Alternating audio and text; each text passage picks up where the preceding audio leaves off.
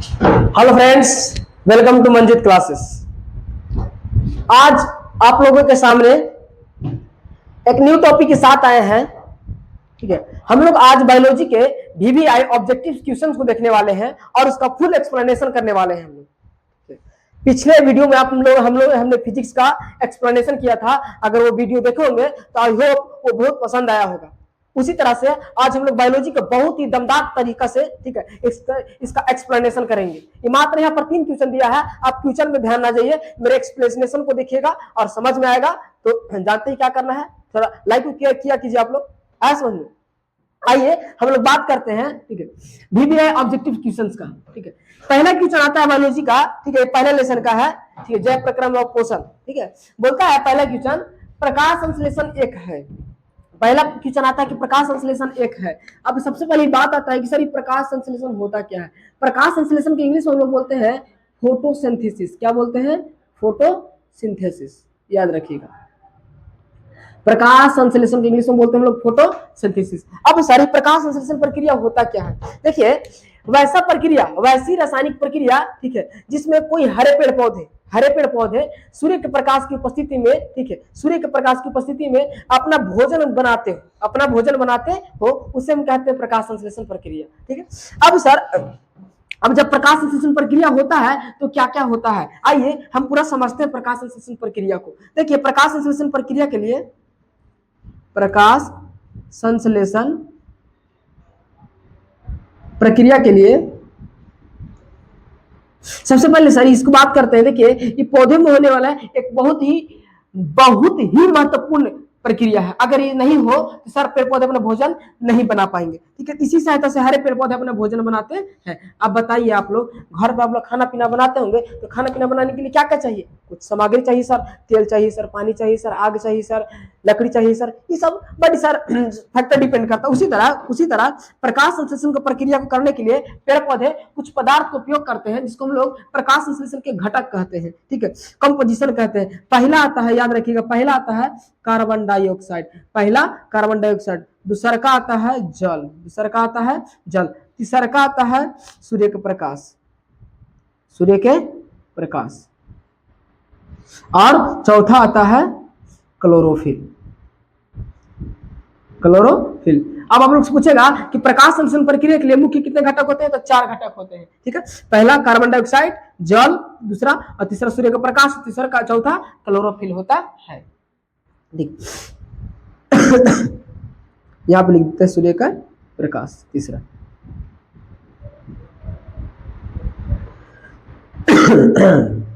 हाँ, तो लोग पता चल गया, प्रकाश संश्लेषण प्रक्रिया में 4 चीज डिपेंड करता है। पहला कार्बन डाइऑक्साइड, जल और क्लोरोफिल और सूर्य के प्रकाश। ठीक है, अब सर चारों मिलकर कैसे प्रकाश संश्लेषण प्रक्रिया करता है, वही समझिए ध्यान से।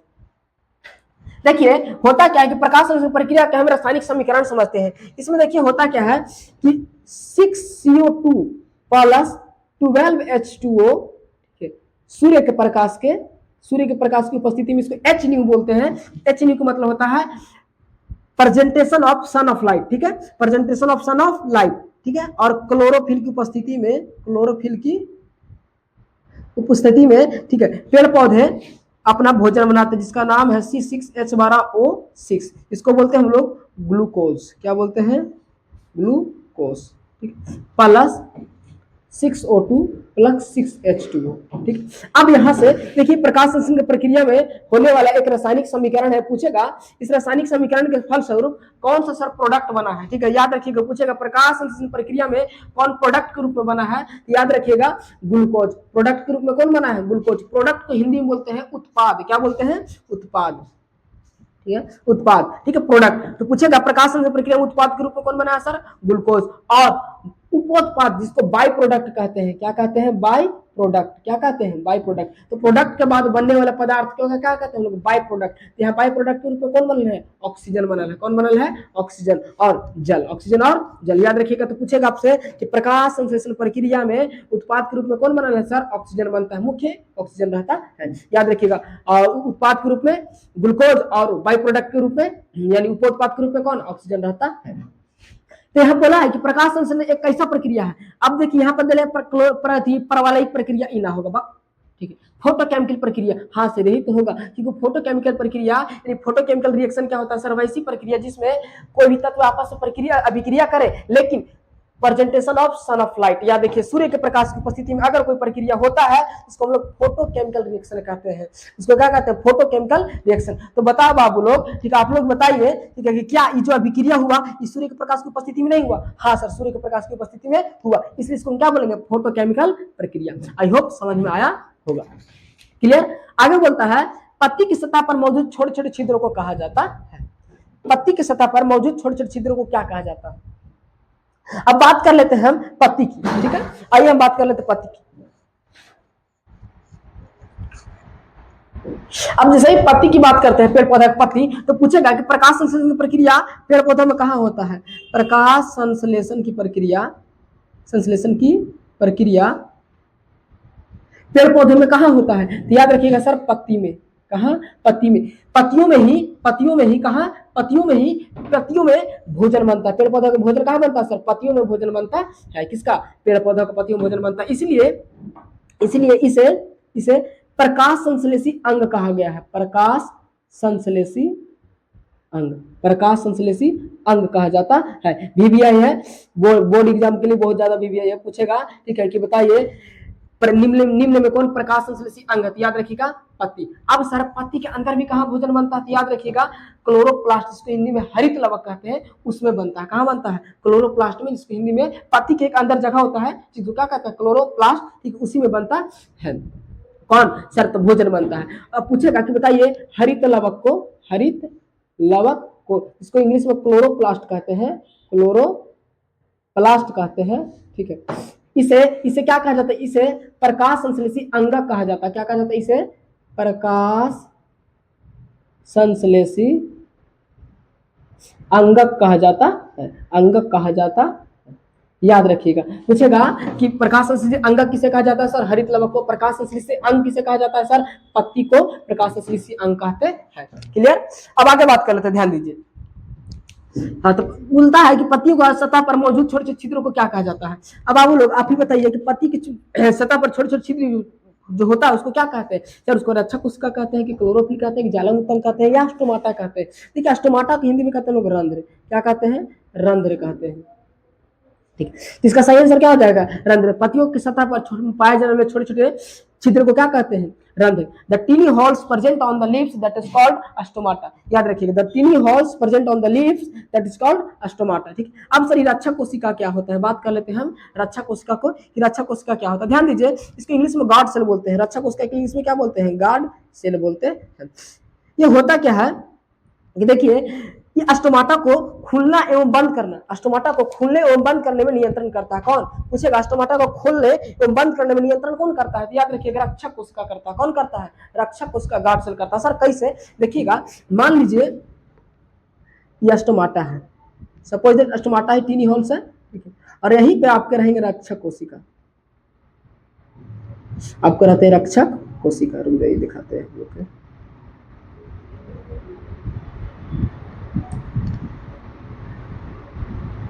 ठीक है, ये है हमारा रक्षक कोशिका, रक्षक कोशिका।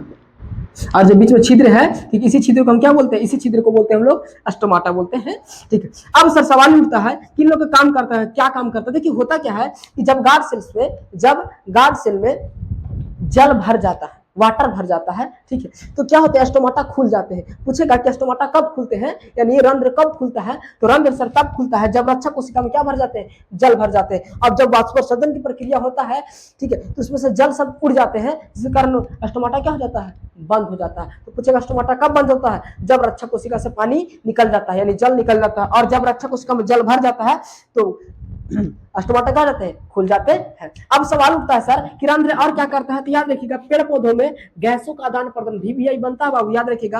पेड़ पौधों में गैसों के आदान प्रदान कौन करता है? तो पेड़ पौधों में सर गैसों के आदान प्रदान कौन करता है? याद रखिएगा रंध्र। कौन करता है? रंध्र करता है। तो पेड़ पौधों में गैसों का आदान प्रदान कौन करेगा? रंध्र करता है। अब बात कर लेते हैं क्लोरोफिल की। किसकी बात कर लेते हैं?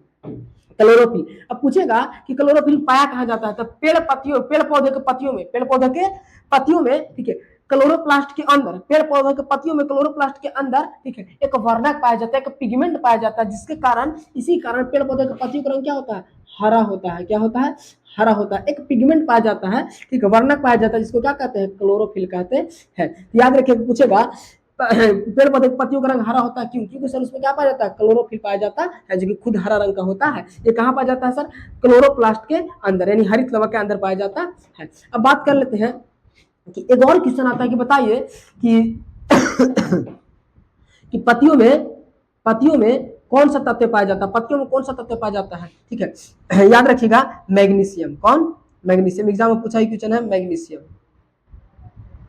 मैग्नीशियम तत्व पाया जाता है। अब बात आता है कि जाइलम ऊतक क्या है, ध्यान दीजिए, ठीक है, जाइलम ऊतक क्या है, जाइलम टिश्यू क्या होता है। देखिए, जाइलम टिश्यू का काम क्या होता है, ये पेड़ पौधे में पाए जाने वाला टिश्यू है, जो क्या करता है सर, ये जो है पेड़ पौधे में, किनमें, पेड़ पौधे में जल तथा खनिज लवण का संवहन करता है, जल तथा खनिज लवण को, ठीक है, जड़ की सहायता, जड़ से कहां लगता है, उनके विभिन्न अंगों में ले जाता है। तो पूछेगा जाइलम ऊतक का कार्य क्या है सर, ये पेड़ पौधा के जड़ से क्या, जल प्लस खनिज लवण, जल प्लस खनिज लवण को, ठीक है, जड़ से पेड़ पौधों के विभिन्न भागों में ले जाता है। तो पूछेगा, बताइए, जाइलम ऊतक में जल तथा खनिज लवण का परिवहन होता है ऊपर से नीचे, कि नीचे से ऊपर, की दोनों ओर। याद रखिएगा, सिर्फ केवल और केवल नीचे से ऊपर, नीचे से ऊपर। अब सर जाइलम के बगल में एक और चीज होता है, फ्लोएम। क्या होता है, फ्लोएम।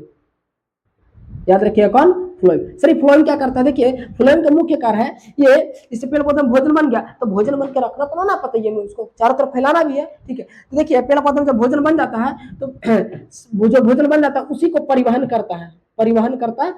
कहाँ सर, पेड़ पौधा के सही भाग में, नीचे ऊपर दोनों, ठीक है। पूछेगा, फ्लोएम का काम क्या है सर, खाद्य पदार्थों का परिवहन करना। कौन, खाद्य पदार्थों का परिवहन करने के लिए उपयोग होता करता है। कौन, मतलब फ्लोएम जो है खाद्य पदार्थों को परिवहन करता है, याद कीजिएगा, ठीक है। आगे बात करते हैं, ध्यान दीजिए,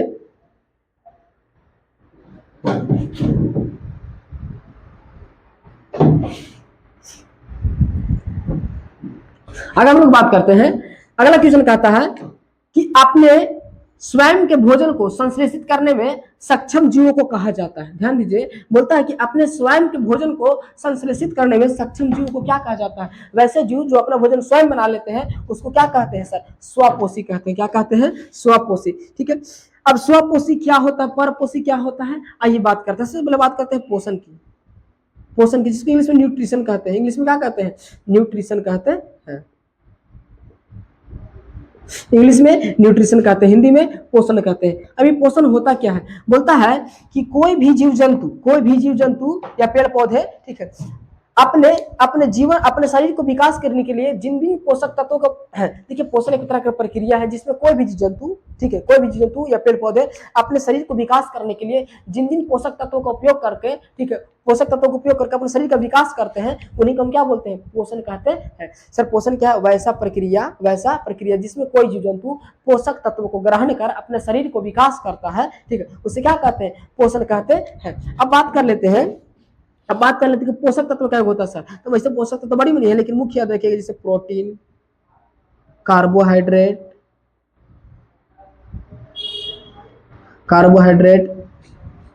वसा, ठीक, प्रोटीन, कार्बोहाइड्रेट, वसा और विटामिन, खनिज लवण, ऐसे बहुत सारे पोषक तत्व होते हैं, ठीक है। तो बोलता है सर पोषण समझ में आ गया। अब पोषण को दो भागों में बांटा, याद रखिएगा, पोषण कितने भागों में बांटा है सर, पोषण को दो भागों में बांटा है। पहला को बोलते हैं स्वपोषण और दूसरा को बोलते हैं परपोषण। पहला को बोलते हैं स्वपोषण और दूसरा को बोलते हैं परपोषण। अब सर स्वपोषण क्या होता है, जिसको बोलते हैं हेट्रोट्रॉप्स। क्या बोलते हैं, हेट्रोट्रॉपिक न्यूट्रिशन बोलते हैं, हेट्रोट्रॉपिक न्यूट्रिशन, सॉरी, इसको बोलते हैं ऑटोट्रॉफिक न्यूट्रिशन, इसको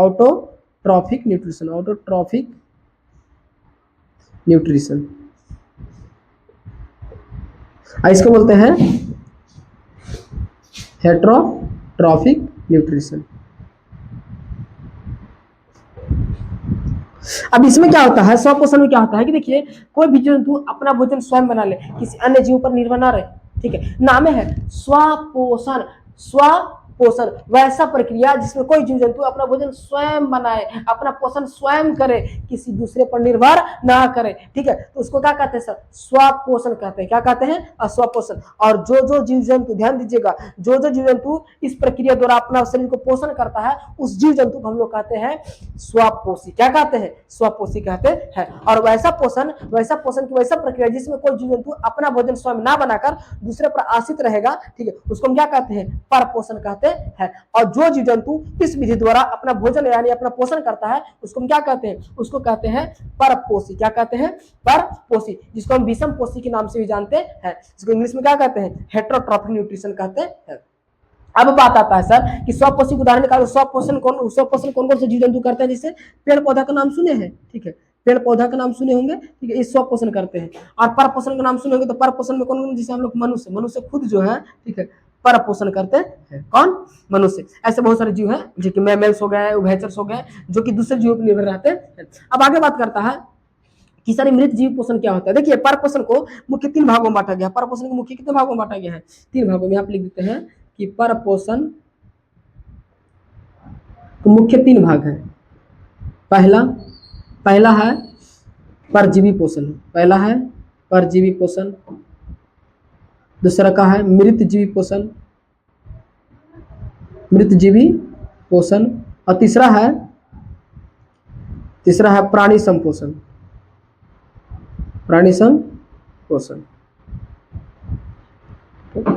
अभी देखिए इसके बारे में पूरा हम डिटेल चर्चा करते हैं, लेकिन क्लास बहुत लंबा हो जाएगा, ठीक है।